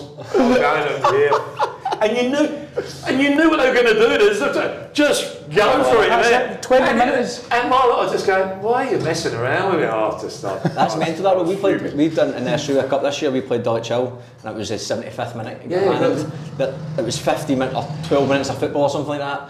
It was absolute chaos for 12 minutes. Turned up at Arlington Oval and both teams the ball didn't even stay on the floor, it was just getting booted long, header, kick, chase, just territory. Just trying to get in the possession in their box, and then as soon as it hit extra time, the game completely settled. But for that 12 minutes, it was madness, pandemonium. Because we went all the way to, obviously from the east driving to Poppendata Park, Mount Druitt, and I were on our bloody... Do you remember waking up one night and it was flooded? That's right. That's what I said. You have obviously tried to stitch us up there. They must have known it was flooded before we left, right? I wouldn't do that. So we've got all the way to Mount Druitt, mate. For that sprinkler system. What's that plug out the house pipe? For a 20-minute game and we get there and it says, guys, it can't happen. Oh my God. I was like, are you fucking That's joking? a stitch up, man. Seems to start for his windows cup of coffee. That was funny, man. That was funny. So Chaz has noted down here, you were at 4 years in Marconi. Yeah. 4 years at Mount Druitt. Yep. And this is your second season at Nepean, which is, that's 10 years. It's like 4 years is a fair amount of time at an NPL club, in my opinion anyway. There's quite a lot of turnaround in clubs. Yeah. Do you like to, obviously I'm sure everyone likes a bit of consistency in their role, but have you just really enjoyed being at those clubs, or are you just... No, look, I've enjoyed it. With me, there's no ego. If you want me to be the third assistant, second assistant, or you want me to look after it, don't bother me. Yeah, okay. It doesn't bother me. I just like enjoy being around the boys, enjoy the training sessions, good for banter. You know what I'm like on the sideline. You just enjoy yourself because it's the love of football. Yeah. And that's what it's all about. Yeah. You know, you want to go there, you want to put a good session on, you want to do the right things for the boys. There's a lot of things that are out of your control as well. Yeah. You know, what the players do, how they look after themselves and all that. You know, just is what it is. What do you notice from going, obviously Marconi, I've always been one of the big look, Marconi, you know, we got bigger resources. Yeah. More coaching staff, bigger budget. You know, the players do take it at that more serious level. Yeah. You know, just naturally. So with what we have to do, we have to work within our means. So, you know, we 2 nights a week training. Will we do more? Yeah, but the players can want more money. You know, we have to work with what we've got to do. Yeah. And that's why we brought in home games on a Friday night. So every second weekend they've got the weekend free. Yeah. And it's a little joy. And I've noticed this year quite a lot of teams are playing Friday night. Yes. Which is, I would love a Friday night game. I think I'd like them, but then at the same time I'm unsure. But just in terms of like how you feel after a day at work. I was going to say also, that's a good point, I do also like on a Saturday morning being like, to me Saturday's always been football day. Well, it's always been like 3 o'clock, all growing up, that's what it's always been. Yeah. But then on the Saturday, because you've still got a lot of lads who work, so you're still getting that domino effect that you've worked all day and then you're playing as well. So I hate Sunday afternoon games. They're the worst. They're the worst. Yeah. You never know what you're going to get. They're brutal Sunday afternoon. It's a lottery. Sunday's like a day of like your day, do you know what I mean? It should always be your day, I think, but I wouldn't be a fan of Sunday games, I couldn't do it. But I think just going back to that, like you notice a lot of things, like, you know, where the boys will be getting more sleep, look after themselves, do a lot more stretching. But down the lower levels, it's You do get quite a lot. You get ones who are dedicated. Yeah. And they do the right things as much as they can. Yeah. And then you got some of them that just don't do it so much. What do you do anything in the Nepean to try and promote them to do things off the pitch?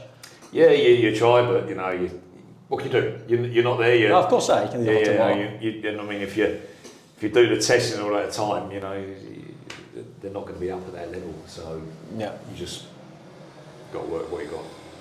That's just the way. Do you know, for me, I think that the biggest thing at our level is that players are enjoying training. Yeah. 100%. 100%. Training has to be enjoyable. 100%. If it's not enjoyable, forget about it. Yeah. Yeah, because we went when our years, the years we were at Rydalmere and we were doing really well. We went to training, right? Training was turn up, bit of passing for the boys, possession, and games of some I kind. think that could be the only just an That's a objective. Gav though, wasn't it? Yeah, Yeah, Gav's quality. it was the best. That would say an objective, but because I think that works well if you've recruited well. Yes, You need to have the quality. 100%. If you don't have the quality, Yeah. then you need to try and you can't just go right. Okay, yeah, I need to go right. We're going to turn up and we're going to do fitness. Yeah, yeah. So the boys leave, going, we got something. At least we can be super fit and tough to beat, or whatever it might be. Or you need to try and get some sort of shape. Yeah, you it might need be to hard to make beat or them something better. like that. Yeah, yeah, no, Some I teams who have got the quality can go right, lads. Here's a You shape. can say this is what you're going to do, Yeah. and they can do it. Yeah. And it's hard, like so with our two sessions a week, it's hard to work on shape, fitness, Yeah, of and course. all that. So you are restricted what you can do 100%. because you do need to keep that element of fitness up. Yeah. Because it's their 2 nights. What you need to get them in. Yeah, because you don't know what they're in doing. best- at our- best at condition our what they moment, can do, 100%. Yeah, I think players need to be, as we've said, part-time players, regardless if it's Marconi or Sydney Uni, they're working or they're studying, and if there's financial stress, personal, all that stuff going on, and you're like, oh fuck, I might need to drive an hour, I need to drive 50 minutes wherever I'm going. Yeah, they might get paid $200, they might get paid $2,000, but they still need to go there. They might have things on at home. So then, the mentality for me, I would always say, if I was a coach of any sort at any club, I'd always be like, we need to at least get these players there to leave knowing they've got something out of it. Either leaving in a good mood going, that was some banter, we beat you 5-3 at 5v5 or whatever it might be, competition, buzzing that they came, or buzzing to look forward to it so their energy comes up, or it was a hard session fitness wise, with the ball, without the ball, however you do your fitness, and you leave and go, you know, it wasn't a waste of time. That's fine. There's nothing worse going to training and leaving going, what was even the point? That was in that? shite. What was the point in that? Now we had that little while ago, and I pulled the boys the next session, and I said, boys, you need to drive it. You're out there, you need to drive the session as 100%, well. yeah. And I said, put my hand up. Yeah, we're all guilty of it. It wasn't a good session. Yeah. 100%. But you need to drive it out there, lads. Yeah. No point moaning at each other. Yeah. You get out of a session what you put into it. 100%. Oh, yeah. 100%. It doesn't matter how good your session is on paper. Yeah. If the players don't drive it, then it's never going to come through. You can play a simple drill or a simple 3v3, and it's one of the best sessions ever because everyone's at it. Yeah. It happens all the time. And all the drills are the same at any level. At any level. It's just different tempos and different 100%. quality. A little bit of detail here and there, Yeah, but yeah. exactly. Most coaching, they don't reinvent the wheel. Yeah. Really, it's just you even see the top teams just doing simple passing, just all 100%. repetition, getting the dust off, and As you say, things it's always properly. the speed at which it's done. Yeah. It's quicker, Speed, it's quicker, execution, it's quicker. it's in And small player details. movement as well, you know, 100%. and that's why you see, like, you know, people get that carried away, like, oh, play like Man City or Barcelona. Yeah, they play like that because they're actually quality players. 100%. Aye. And then second and first movement is quality. Yeah. Aye. Your second and first movement is, what do I do now? Ball's coming here, what do I do now? Like, Look you know, at Burnley, like, with Vincent Company.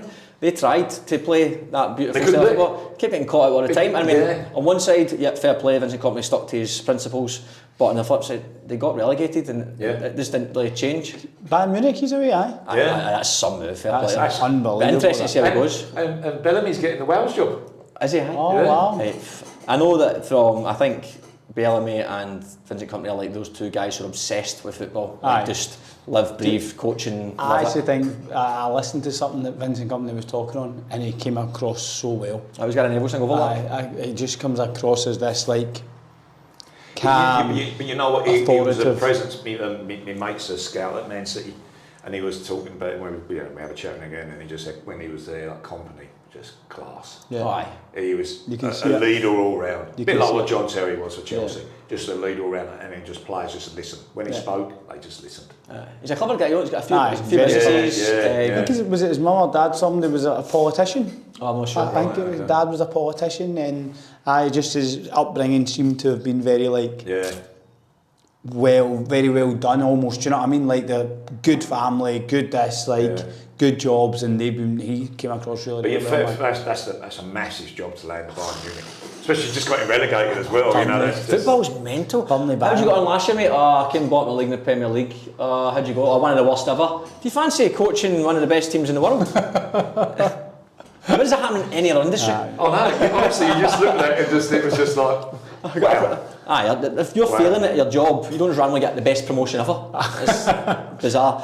But I think he'll actually do it. I think he'll do he'll do alright. He's going to, again, Look, quality of players. The players you've you expect him to do well. And his philosophy, and you know, like, the Bundesliga is not going to be tough as the Premier League. Yeah. So you've got some teams down there that you expect to get, but you always can get shocks. Yeah, of course you can.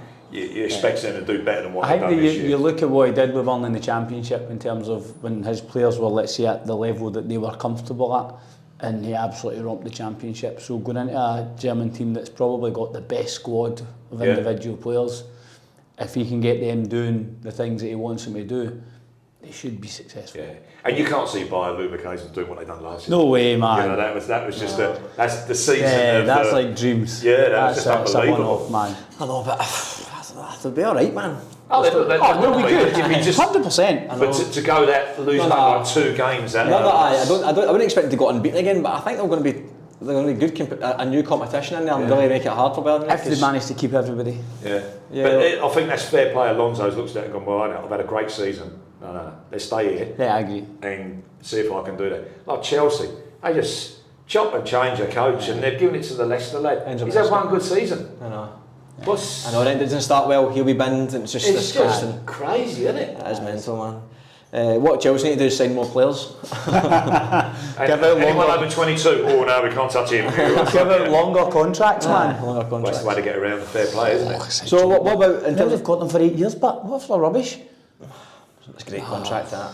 Great contract. 8-year deal. Yeah, mate, I You'd can't. love to be playing now, wouldn't you? 8-year deal, man. 8 years and how much? 150 grand. That's 200 grand. motivation, like, as a footballer there. 100%. When things go wrong... Even not the young lads now, we're coming through the youth system. You know, big yeah, good 6, money, 7 man. grand. Yeah, It's like that kills some young players, but they come in with again, pretend football players. They've got the footballer starter kit with like a wee Gucci bag and a wee toilet bag and their wee grip socks and their holes in their socks. And they look like a football player, they talk like a football player, they spend money like a football player, but they miss a key ingredient of actually doing the business on the pitch, and that takes their eye off a lot of people. Not all of them, but I think it definitely hinders a lot of players as well. But if you look at that though, you look at all the teams in the high level. It's such a small percentage. Oh, of course it is, mate. It's a small percentage. Very small percentage, and that's why I think more important now than ever that if people are genuinely want to be professional football players, you need to be doing everything you possibly can, because if you're not on it, somebody else somewhere is doing it, and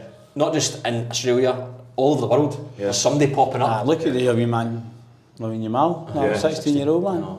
There's obviously an element of just having it as well, though, isn't there? Like he's look, at that age. You can see he's got the ability there straight away. 16, but still 16 to nation on his shoulders for late there. You know, you've got to go fair play there.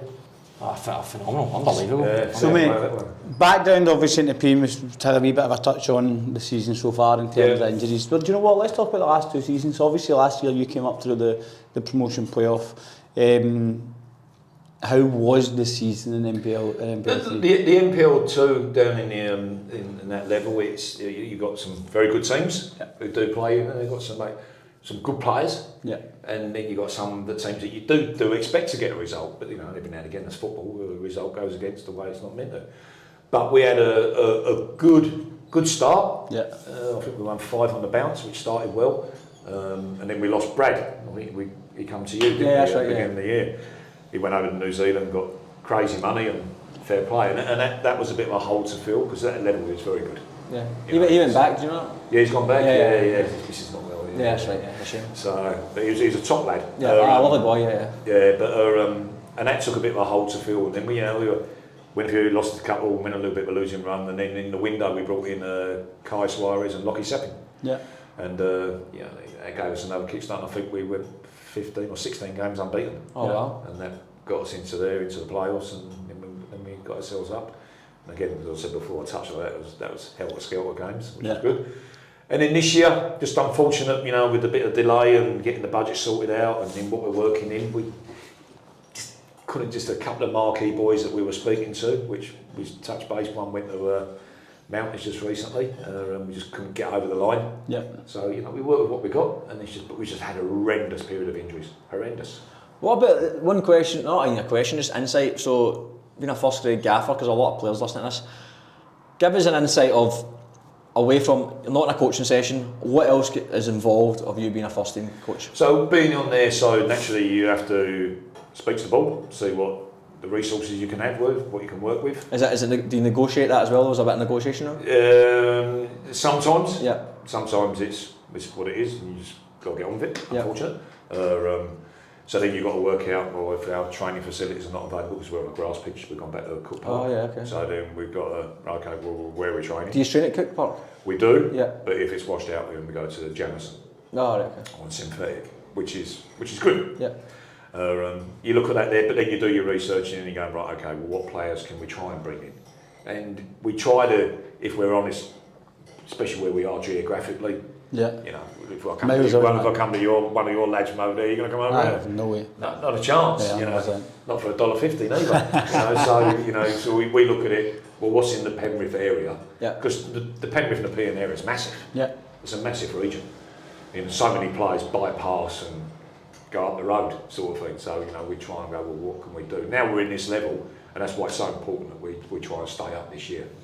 And then we can try and tap on a little bit more of resources there. What about player negotiation, contracts, getting new players? How do you find that? Tough? It is tough, but I've got Joe does a great job on that. And Is that a staff member you've got? yeah, so he's on the coaching staff and he looks after the players' contracts. Oh, okay, so he does And all that. he's done a fantastic job. Yeah. You know, where you get some of the boys playing for. And don't get me wrong, the boys are there for us as well. Yeah, of a lot course, of them I know and I've coached over the years. Yeah. So they're there for that reason. But he's done a great job. Take me out off to what he's That's tough. I think recruitment must be one of the hardest parts. Yeah. Well, it's probably the biggest part of how successful you're going to be.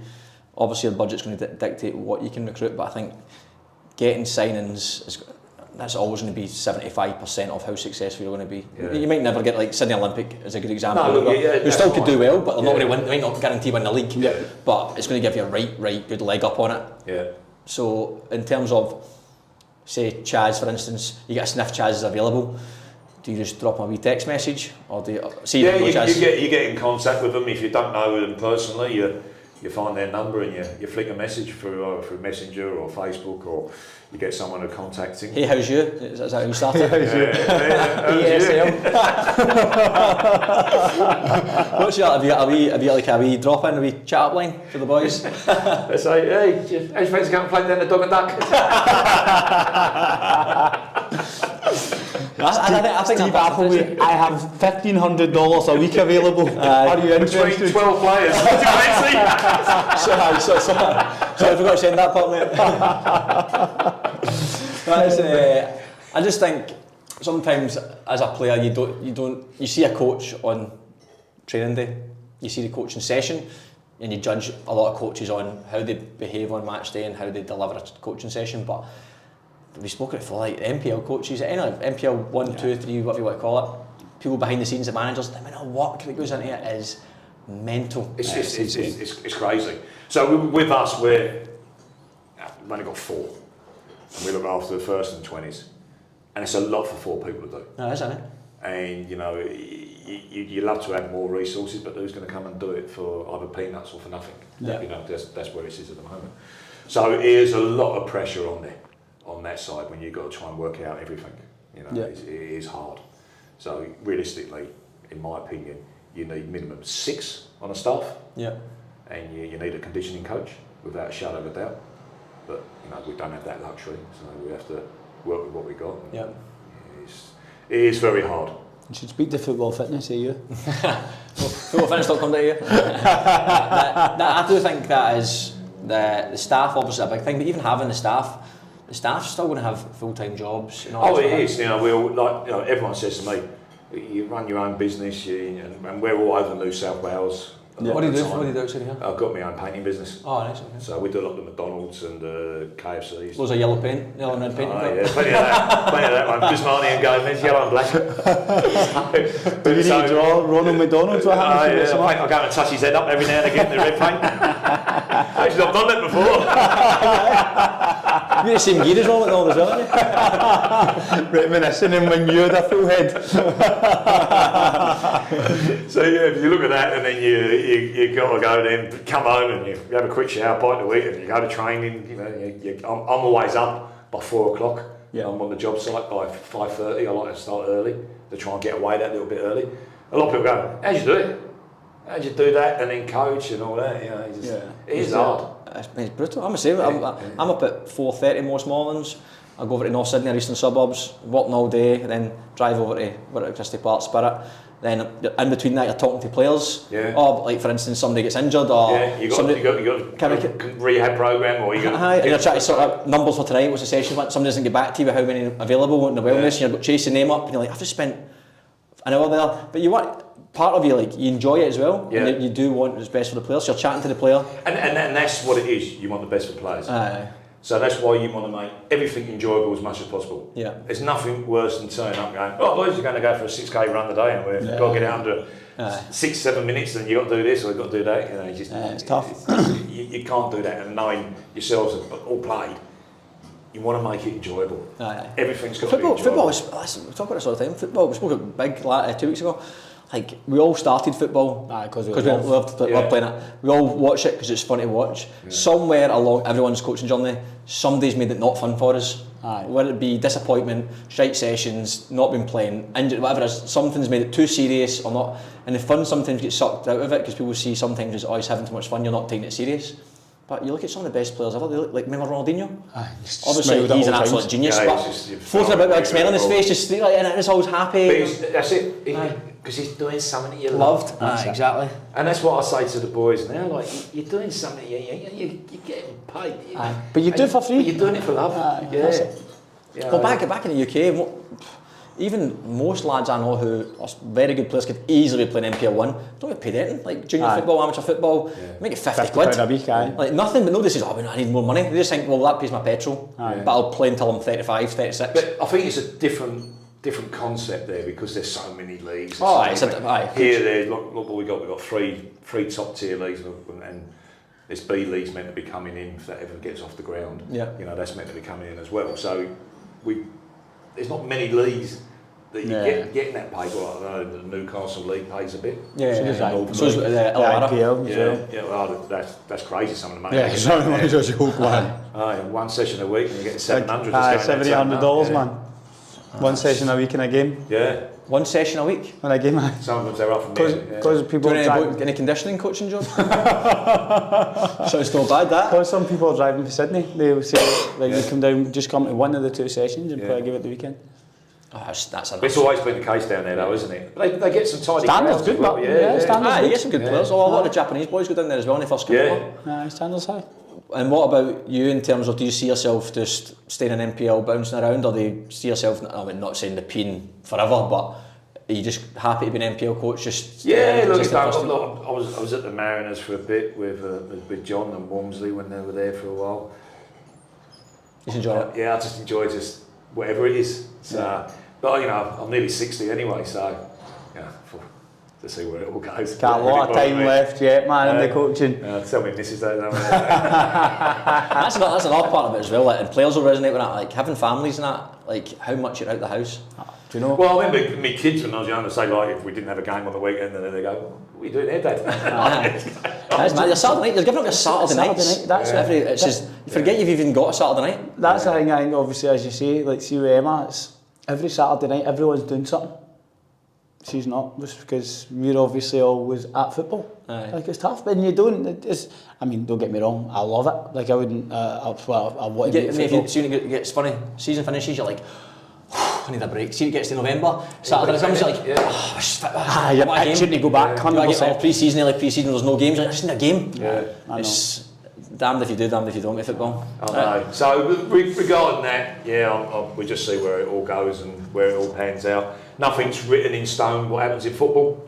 Of course not. It can change like that. Big question for you. There's obviously 7 games to go, 8 games to go, you've got... You told me you weren't going to ask this question. What are your chances?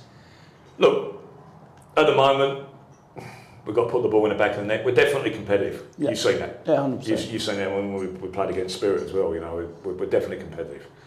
It's just at the moment we're just not putting the ball in the back of the net enough times. And with young Lockie Sepping going as well, who's our top goal scorer. Yeah.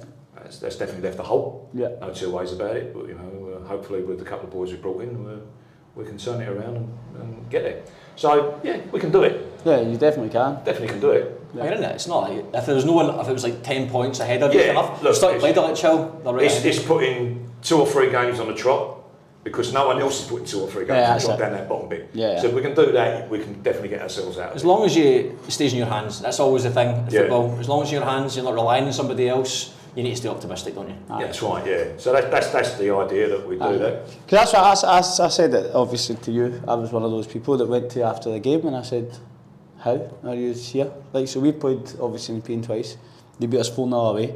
Don't get me wrong. They had injuries the first game of the season, so he didn't want us going up there because they told us. Sand on the pitch. Yeah. So we went up on Tuesday night. They battered us 4-0, and even when we played them at home in the second round, probably used deserve to win. Yeah. We were lucky to get away with a point, and it's. You pulled off a save. I don't know how you pulled that save off. I do that every other week, mate. But it's just surprising because you've got teams that you play against and the games are fairly comfortable. Like look at Rowdermere, for instance. I think we beat Rowdermere 4-1 and 6-0 in our 2 games. Spartans we beat 3-0. They beat us 3-0. But Ham's an NPL as well. But it's just interesting that they're literally second bottom of the league.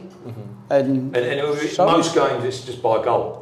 Striker, mate. Strikers, I'm not going to talk about something. Number 9, mate. It's the difference. And you know, look, and it's nothing against the kids that are there. Of course not. Of course not, aye. You know, worldwide, number 9's get paid the most money because that's a difference maker at the end of the day. If you don't score goals, you're not winning games. It doesn't really matter. Only scored 22 goals, averaging a goal a game, man.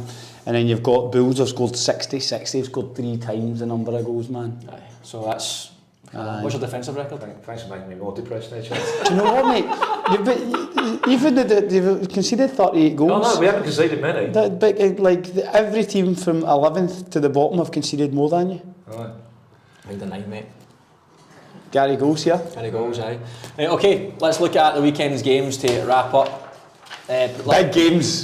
They're all big games now. Big games. There's not many teams not playing for something. Okay, so looking at the first game, which should be a cracker, Sydney United fighting for playoffs and Rockdale obviously going for the league. Rockdale v Sydney United, Steve's going for Rockdale. I'm going to go for Rockdale as well, to be fair. I'm going to go for Sydney United. Oh. Aye. Okay. There you go. As long as the crowd's been You heard it here like first. the last time. Crowds Apia Wolves, I want to go with Apia. Oh, yeah. Apia for I think me. both teams will get a bit of a run now. I'll come down to that big game at Rockdale. Marconi at home to St George. Oh, I'm going for my old team, Marconi. I'll go Marconi as well, they've been playing quite well. Because you've got shares in the place. Don't want losing them because you picked St George. And this is a big one. How's at home to Sutherland? I'm going to draw. I'm going to go Sutherland. I'm going to go Howes. Ooh. Interesting. Sutherland the draw. Mind you, Hill's got that 2-0 man, I know. didn't they? Yeah, great result. How's it? I mean, again, that's a complete flip of the coin. Aye, it is. Complete flip of the coin. Northern Tigers just beat Mount Druitt at home to Inter Lions. I'm going to go draw. I'm going to go Tigers. I'm going to go Tigers. Do you know what I think massive for Tigers is getting Kai Denton back? Has he scored yet? He scored the weekend him there, scored the coming weekend back. before. We got him in a few weeks as well. I wasn't too happy when I see that. I know, man. Top goal scorer last year, man. He's missing. Yeah, nice, tidy. Bulls at home to Bonnyrigg. Bulls. Bills, I mean. Same. Although Bonnyrigg have been doing alright, but Oh, Dunbar Dolly. I know, Oh. mate. Cheeky. Oh. I'm I'm going to go draw, 7 players sent off. What's draw is ideal for you, isn't it? Draw's what you want. Or really, Dully to win. I want to go And then Dolly. we win. I want to go Dolly. I reckon you want a draw. I'll say a draw. Oh, you want a draw, aye, but I'm going to go Dolly as well. At the same time, though, you can go. You can I just like play. the way you haven't put our game in there. Mate, I wouldn't do that, do you know what I mean? So I used to stitch him up all the time. See, when they had a hard game, I used to put Spirit in. I had to make Spirit every time.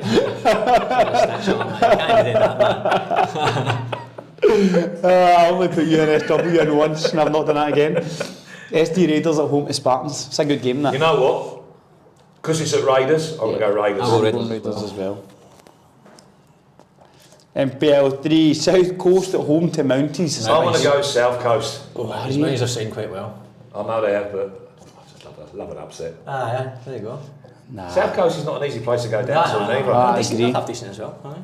But Mounties, like, with their signings, they've got a... They should go up. They should. If they don't go up again, that's one of those ones that the recruitment they've got it right. Obviously, they need the number 9. They've brought in Todorowski.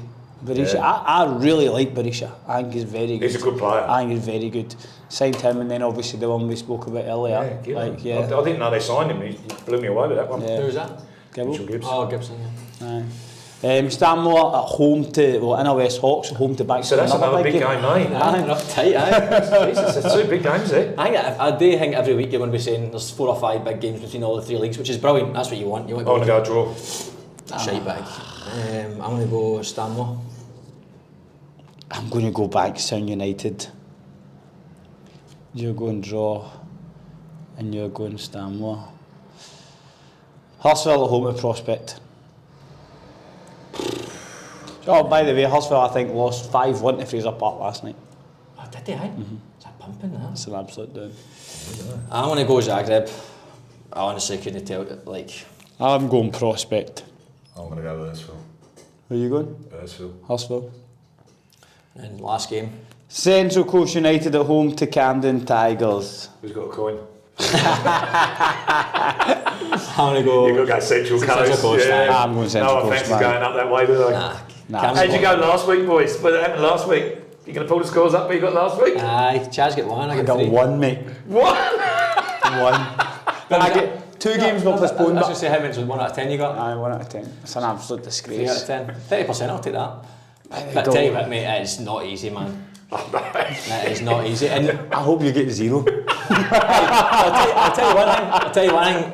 Still doing better than the players combined. Aye. Well, do you know yeah. what? Aye, we're doing But better. like last week though kills us because the players' average is going to be higher than 1 and 3. That's part and parcel for us, I know, having a man. guest. But it must be tight. I would kill you. I think I'm still top. I'm still shite, you know what I mean? I'm shite. So listen to that. Don't go with these ones. Guys, Steve, thanks for coming on, mate. No problem, boys. It's Nice lovely to coming see on. you. Like I said, tried to get us on for a while, but it I just know. didn't work. I But appreciate you coming on, making the time for It's us. all good. It's always good to see you. Yeah. McDonald's paint flaking off everywhere. Day off for you, mate. Oh, no, I was at the job this morning. Oh, yeah. I got changed in the car park. And then you brought us discount codes for free McDonald's for the rest of our lives. Don't eat Macca's, boys.